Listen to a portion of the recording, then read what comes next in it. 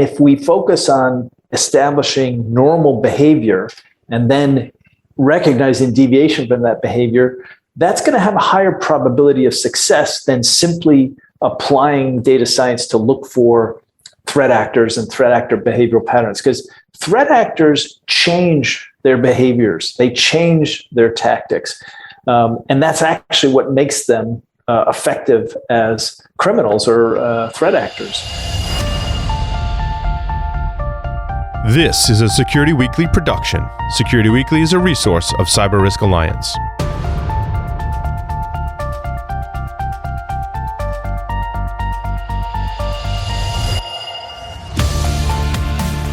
The Cybersecurity Collaborative, in conjunction with Cyber Reason, is proud to present CISO Stories.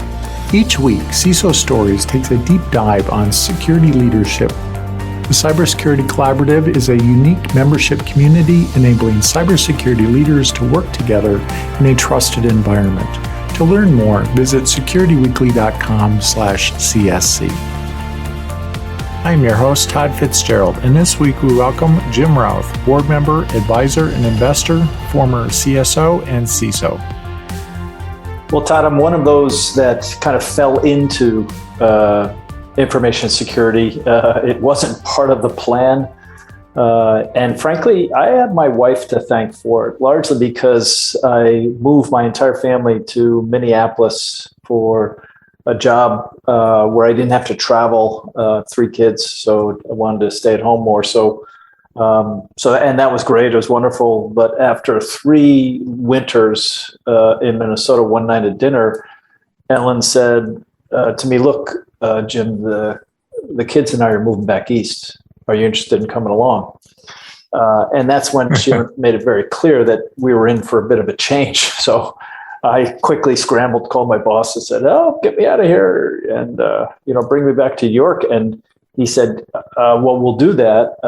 And we have a role for you, but it's not in IT. It's in part of the business." And I said, "Great, I'll sweep the floors. It doesn't matter. I need to get out." So I moved back to New York, took a job in data analytics, and it was, I guess, a precursor to data science, but it's a bunch of econometricians. There were about 500 people with some technology that basically did marketing campaign analysis and behavioral-based analysis that determined where people were spending money on a regular basis, and therefore how to develop marketing campaigns to encourage them to spend money in specific ways.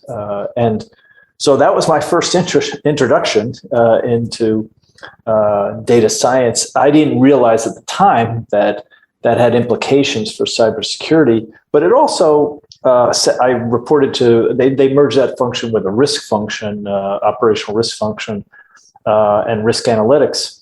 And so I ended up reporting to the chief risk officer. I had an IT background. I dabbled in security as an IT practitioner. And that made me a candidate for the first CISO role at American Express. So, like I said, nothing was premeditated. I literally fell into it. And I don't think it would have happened without my wife triggering that dinner conversation that prompted a reassessment of my goals. It's always interesting how random events kind of piece together, and then they only seem to make sense later, don't they? That's exactly right, Todd. Yeah. So let's talk about, you wrote a great piece for CISO Compass called "Model-Driven Security is Making Fundamental Changes to Security Posture." And I really like this piece because it's very forward thinking, where, we're trying to grapple with the lack of people and having to train people to look at all these events and everything. And so could you walk us through a little bit about the machine learning, the unsupervised machine learning that you built into some of these models? Sure. And I'll set some context here in that pretty early in my career, maybe 15 years ago, I realized that not getting fired from my job was a good thing that would keep my family happy. And startling revelation, I'm sure. And so I realized in order to do that, I had to know something about the evolution of tactics that threat actors were using, and I had to make adjustments to controls, sometimes in anticipation of the evolution of threat actor tactics. And so I got involved with designing new controls using emerging early stage technology, because that's essentially where the innovation was coming from. The larger, more mature enterprise security software companies, very talented, very capable, and created industry-leading, market-leading capabilities. But they really were satisfying the broadest needs of the market because they had to, and that's just the economic drivers. And the broadest needs of the enterprise security market are not where innovation happens. It's where people follow the herd and follow what others are doing. And so innovation happens in the fringes and early stage companies. So I started to work with early stage companies and created kind of an appetite to put some engineering resources into that. Well, what I realized, and this is over several years, is I was adding to the volume of log file data that had to be analyzed, first alerted on and then analyzed by a SOC analyst. And then that SOC analyst had to decide, putting the right context on the collection of events and correlation of what action to take.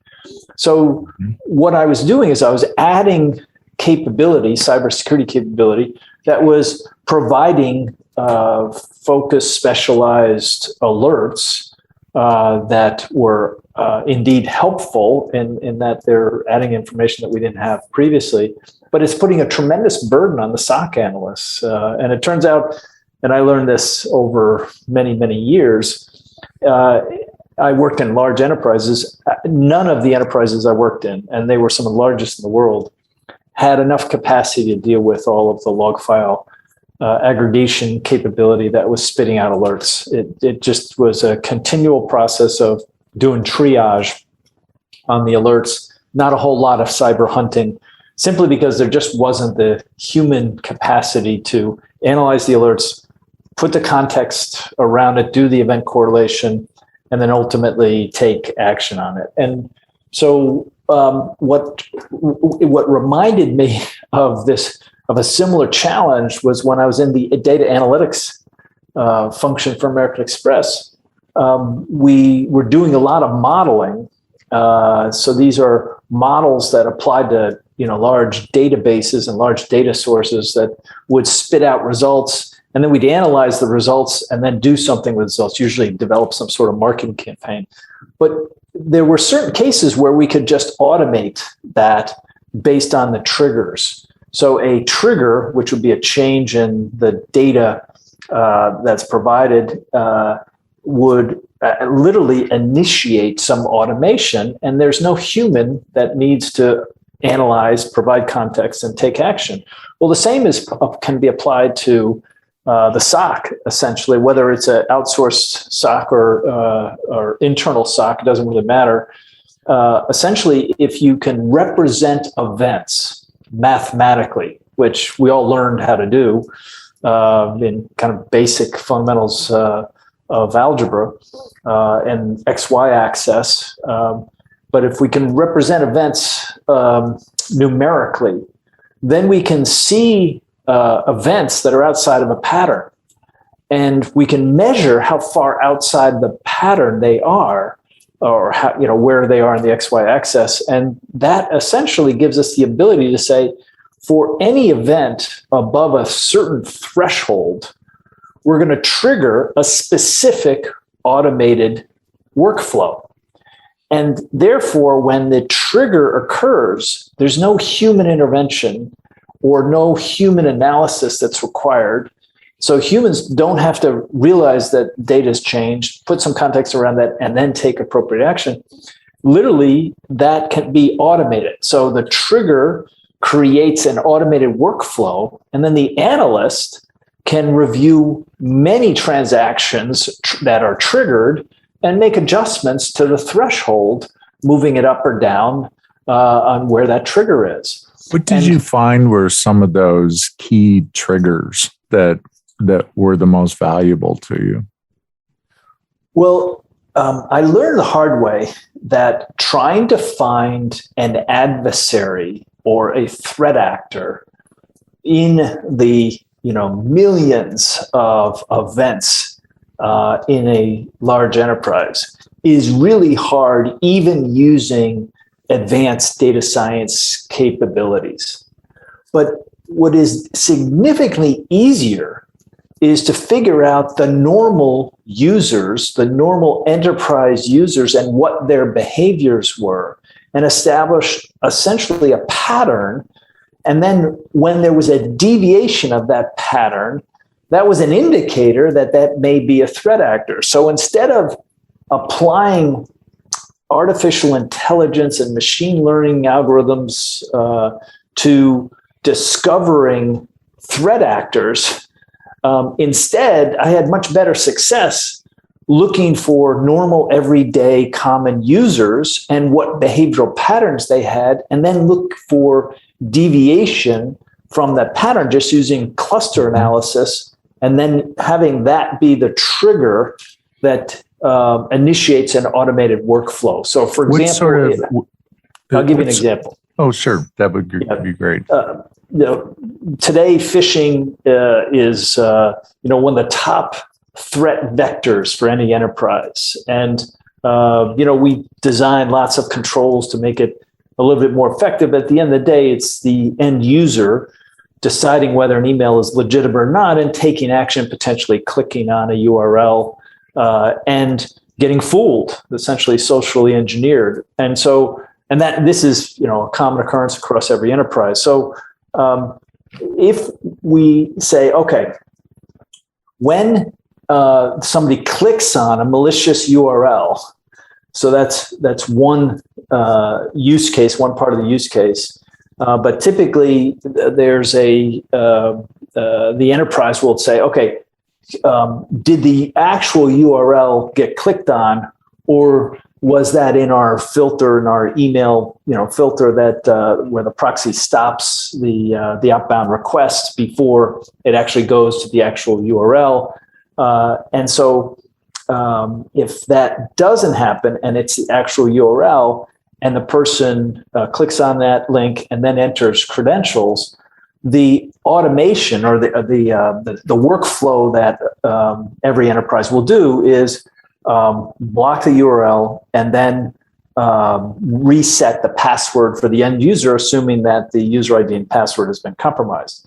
Well, all of that can be automated. And so for this common use case, all we have to do is establish what the trigger is, that threshold, and then we can automate the remediation. So the SOC analyst doesn't have to do anything in terms of providing context, analyzing the information, looking at multiple sources, and then ultimately taking action. That entire remediation step can be automated, triggered by some change in the data. So that's essentially the concept of model-driven security. It's getting the human out of the equation of the critical path of analyzing data, putting context around it, and deciding on the appropriate action and then executing that action. And instead, that same SOC analyst can evaluate the results of thousands of transactions and adjust the threshold numbers that are the triggers. And that's an analytic exercise, but it's not in the critical path in real time, because essentially the data is triggering the automated action in real time.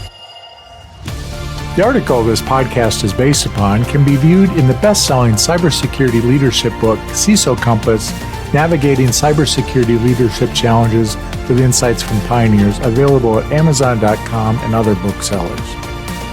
What sort of things did you look at, beyond the phishing to see what the normal behavior profile, because I know you set up these profiles of the end user. What sort of things would you be looking at there? Yeah, so we had an insatiable appetite for capturing information. And the only filters we used is we wanted it to be relatively benign information. So, for example, if somebody on a mobile device logs into a website using the browser on the mobile device, theoretically or technically, it's feasible to look at the browser configuration and look at some history, browser history for the end user, and then determine whether that's matching a pattern or not.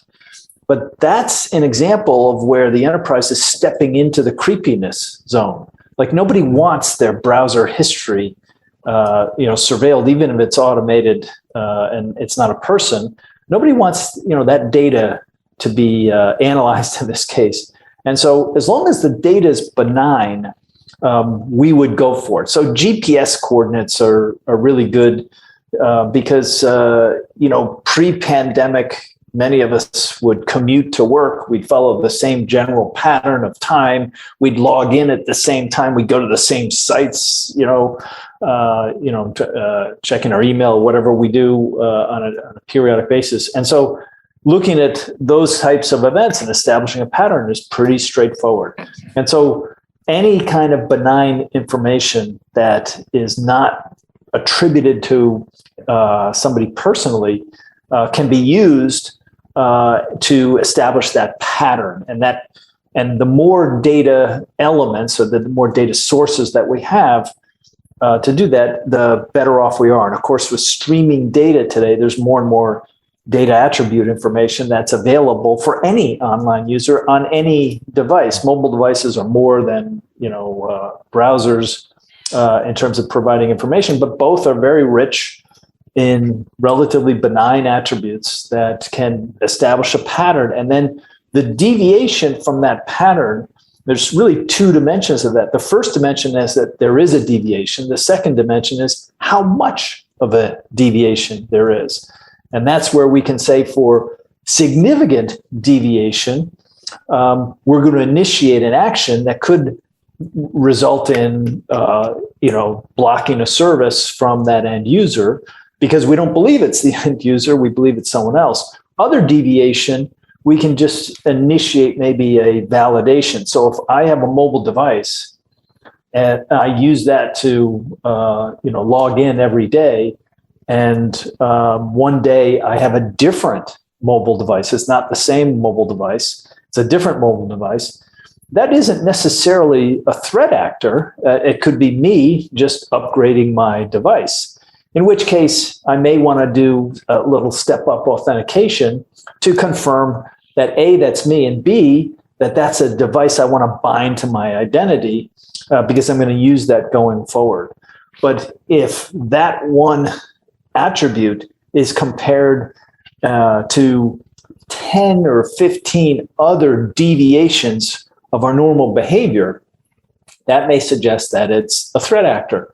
And that would be a threshold that would trigger, some kind of action to contain that, that impact of that threat actor. How do you decide whether that something has shifted in the environment and that the model needs to change to accommodate that, or versus being an external threat actor? Yeah. So it turns out that whatever model you put in place to trigger specific automated workflow at any given time, the SOC analysts really should be in a mode of continually evaluating adjustments to the model. So the models are not a set it and forget it kind of activity. The models really are data sources of data, changes in the data attributes, and the analyst is determining whether those changes are within the established thresholds, and when they're not, or when they think there's a need for adjustment, either because it's a false negative or potentially a false positive, then the analyst can recommend changing that trigger or changing the threshold that triggers an automated action. And so by studying the effects of these triggers in the automated workflows over time, it's trial and error. It's constantly adjusting the thresholds up or adjusting the thresholds down and making changes almost every day. So it's not a situation where the models are never changing. Frankly, there's always an opportunity to add more data attributes based on other data sources and capabilities that are always changing and evolving in the enterprise. And there's always an opportunity to adjust the model on a daily basis to deal with the changes in the patterns. And that's, so it's an ongoing process. It's never a set it and forget it, kind of scenario. You're always making adjustments. And it really lends itself to this notion of the cybersecurity professional of tomorrow really has to have some good understanding of fundamentals of data science to be able to apply and manipulate new controls that are data driven. And I really liked your approach there. It reminds me, early in my career, I managed DBAs and data modelers. And they were two different departments in the start, and then we combined them together. And one of the things that we did was we trained the data modelers in DBA work and trained the DBAs in data modeling work.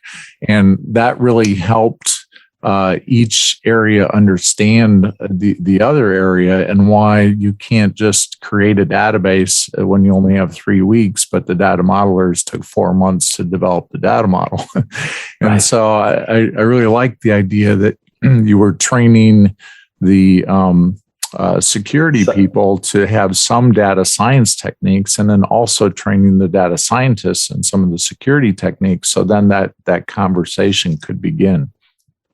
That's exactly right. And Todd, the reality is that it's really hard to find data scientists that know cybersecurity. I was fortunate. I kind of lucked out and found a couple of chief data scientists that had cybersecurity background, but that's not the norm. It's kind of unusual. And so cybersecurity leaders today and going forward need to think about acquiring people with an orientation to data science with no cybersecurity expertise, teaching them the cybersecurity fundamentals, and then acquiring cybersecurity expertise and teaching them the data fundamentals, data analytic fundamentals. And those two, that's an ongoing educational process that I think cybersecurity leaders have to embrace going forward to organically grow and develop the talent necessary to protect an enterprise and achieve resilience today. Yeah, and I agree. It's a tough skill set. And I was talking with someone a few years ago that was with an antivirus company, and they were having a hard time finding data scientists. And so they found a company that was involved in data science, but working on a totally different problem. And they bought the company so that they could get the data scientists. And then they pivoted them working on antivirus products. But I think it's a skill set that is something that I think we're at the beginning of this, and you've clearly led in this area of bringing data science into cybersecurity. And I think that's a trend that should clearly move us into the future. Well, one thing certain in the example you just shared, Todd, data scientists have an insatiable appetite for more information. So intellectual curiosity is a normal behavioral outcome for a data scientist. So the notion of teaching them something new, they're already tuned into that because they're hungry to learn new things because they have this insatiable intellectual curiosity. And so it turns out that cybersecurity professionals also have to exhibit intellectual curiosity. Mm-hmm. And that may manifest itself in some odd, quirky behaviors, but we as cybersecurity professionals have to tolerate that and accept that simply because the one skill that can't be taught is intellectual curiosity. That has to be innate. It has to be embedded in the individual, because the reality is threat actors change their tactics all the time. If we think something that worked yesterday is going to work tomorrow simply because it worked yesterday, we're wrong. I mean, the threat landscape evolves and changes, and we have to constantly invest in learning new capabilities. And you know what? That's what data scientists do. So actually attracting data scientists into cybersecurity is not that difficult, because data scientists are always interested in learning something new. Well, I think those are great insights, Jim, and I appreciate you taking the time today. Is there anything else that you'd like to share with our listeners before we depart? Yeah, I think number one, that model-driven security is not something that's 10 years into the future. It exists today. And again, if we focus on establishing normal behavior and then recognizing deviation from that behavior, that's going to have a higher probability of success than simply applying data science to look for threat actors and threat actor behavioral patterns. Because threat actors change their behaviors, they change their tactics. And that's actually what makes them effective as criminals or threat actors. And so there's a way of using this capability without getting beyond our skis, essentially, in terms of our skill set, by keeping it simple in terms of using behavioral attributes, behavioral patterns.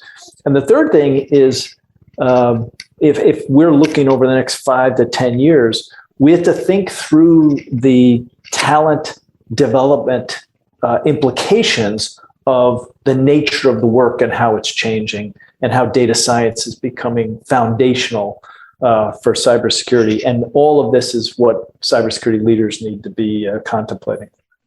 Jim, I think that's excellent advice. And thank you for taking the time and for putting your thoughts together in the article for the CISO Compass book, and the examples that you provided, I think, are excellent. So thank you very much for taking the time. Thank you, Todd. I appreciate it. Cybereason is the champion for today's defenders, providing an endpoint security platform to prevent, detect, and respond to malicious operations on computers, mobile devices, servers, and the cloud. Cybereason.